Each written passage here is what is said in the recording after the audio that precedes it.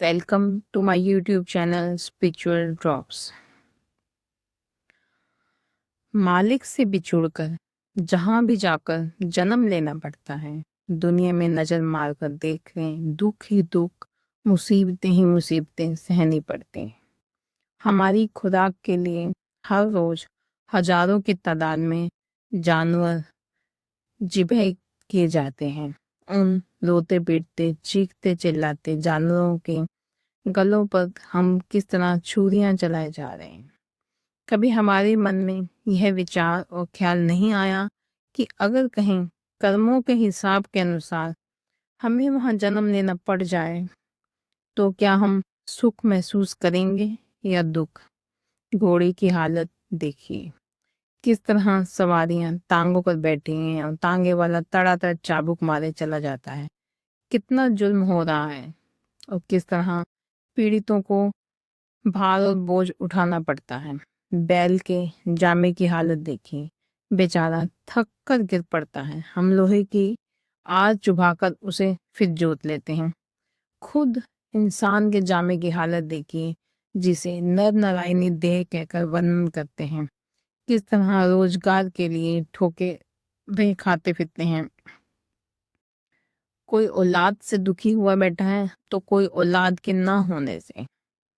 किसी को कर्ज लेने का दुख लगा हुआ है तो किसी को कर्ज देने का। गरज ये है कि दुनिया के सब जीव अपनी अपनी जगह दुखी और परेशान हैं। हर रोज कौमों, मजहबों और मुल्कों की लड़ाइयाँ होती हैं। कितने गरीबों का खून होता है, कितनी औरतें बेवा होती हैं, कितने बच्चे यतीम होते हैं। जिस नगरी में यह दुर्दशा होती हो, उस नगरी में सुख किस तरह मिल सकता है। यह सब दुख हम मालिक से बिछुड़कर ही पा रहे हैं। इसलिए हम सब दुनिया के जीव उस मालिक से मिलना चाहते हैं, उस मालिक का विसाल करना चाहते हैं, ताकि हमारा 84 के बंधनों से, 84 के दुखों से हमेशा के लिए छुटकारा हो जाए। महात्मा समझाते हैं, वह मालिक एक है। यह नहीं कि हिंदुओं का और मुसलमानों का और हिंदुस्तान के रहने वालों का भी वही है, अमेरिका के रहने वालों का भी वही है, और हमेशा से वही मालिक चला आता है। सबसे पहले वह मालिक था, सब कुछ उस मालिक ने पैदा किया है। गुरु अर्जुन साहिब उपदेश करते हैं, वरन जात चेहन नहीं कोई, उस मालिक की ना कोई शक्ल है, ना कोई रंग है, ना रूप है, ना कौम है, ना मजहब, ना मुल्क। हमारी रूह उस मालिक का अंश है। हम वापस जाकर उस मालिक के साथ मिलना चाहते हैं। वह मालिक कहाँ है? वह कहीं जंगलों पहाड़ों में छुपा नहीं बैठा है। वह मालिक हमारी देह के अंदर है। अगर कोई प्रयोगशाला है जिसके अंदर जाकर मालिक की खोज की जाए तो वह केवल हमारा वजूद है, शरीर है। जिसको भी मालिक मिला है वह अपने अंदर मिला है। जब भी वह हमें मिलेगा हमारी देह के अंदर ही मिलेगा। गुरु अमरदास साहिब उपदेश करते हैं, घर अंदर सब वतु है, बाहर किछु नाही। अर्थात हम दिन रात जिसको ढूंढते फिरते हैं वह हमारे शरीर के अंदर है, देह के अंदर है।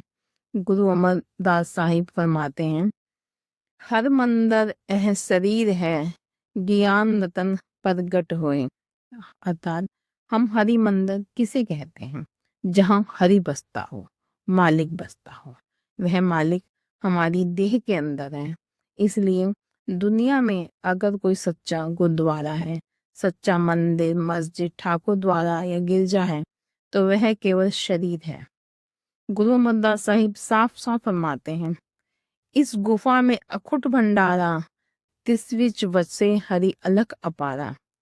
यह जो हमारा शरीर है यह केवल रूह के रहने की गुफा ही नहीं है, बल्कि जिसका हम अलख और अगम कहकर वर्णन करते हैं वह मालिक भी हमारी देह के अंदर है।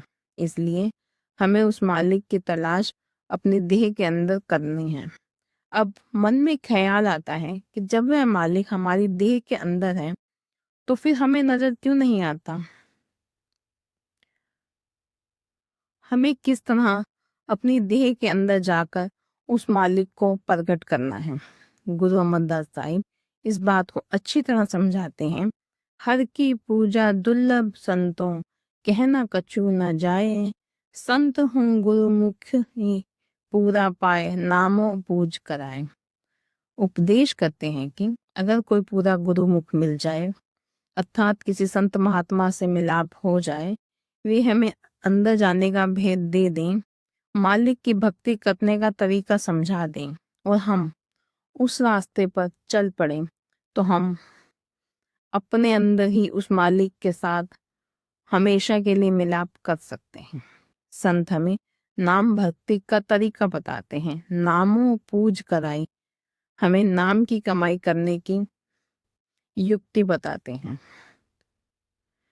वे सूरत को शब्द के साथ जोड़ने का उपदेश देते हैं। शब्द की कमाई ही मालिक की भक्ति है। आप स्पष्ट समझाते हैं, जग जीवन साचा एको दाता, गुरु सेवाते सबदी पछाता। वह मालिक जिसने सारे जगत को जीवन दिया है, जो कि एक है, सबका दाता है, उससे हमें किस प्रकार मिल सकते हैं? हम गुरु भक्ति के द्वारा शब्द और नाम की कमाई के जरिए ही उससे मिल सकते हैं।